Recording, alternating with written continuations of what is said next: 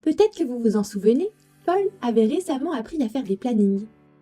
À l'approche des vacances d'été, il discute avec sa collègue Marie de la répartition des tâches au mois d'août. Ils se rendent compte que Paul va devoir effectuer tout seul le calcul des ventes du mois de juin et de juillet. Marie lui dit de ne pas s'en faire, une simple formule Excel est requise pour cet exercice. Ni une ni deux, il s'empresse d'aller sur l'IA afin de comprendre les mystères des formules sur Excel. Bonjour, j'ai besoin de comprendre la formule Excel somme.si.ensemble facilement s'il te plaît. Malgré l'exemple de l'IA, il a énormément de mal à comprendre ce qu'il doit faire. Mais Paul est malin. Peux-tu me réexpliquer si c'est moi qui te donne un exemple ? Il transmet 2 captures d'écran de son fichier Excel, la première avec les éléments nécessaires au calcul et la seconde avec le tableau encore vide. J'ai besoin de comprendre les éléments de ta formule. Plage de somme, critère plage 1, critère 1, etc. Mais avec les éléments de mon tableau.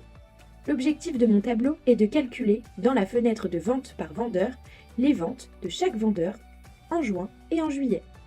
L'IA se met à débiter un nombre incalculable de formules à la seconde, c'est impressionnant. Il n'y a plus qu'à copier-coller. Malheureusement, dans la vie, parfois, ce n'est pas si simple que ça. Reprenons la lecture. La plage de somme correspondrait à la colonne des montants des ventes. La plage de critère 1 correspondrait à la colonne des vendeurs. Le critère 1 correspondrait au vendeur spécifique. La plage de critère 2 correspondrait à la colonne des mois, colonne A. Le critère 2 correspondrait au mois spécifique.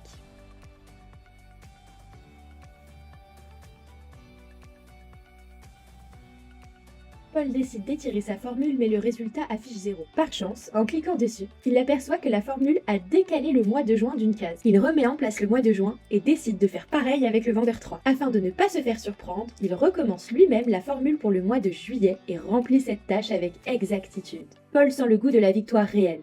Pour la première fois, il a l'impression que l'IA n'y est pas pour grand-chose. Son ennemi juré depuis toujours, la lecture, a tout fait à sa place. Face à la colonne totale, il redescend de 4 étages. Il retourne sur l'IA en quête d'un peu de réconfort et il tombe par chance sur une formule qui pourrait calculer le total des ventes du vendeur 1.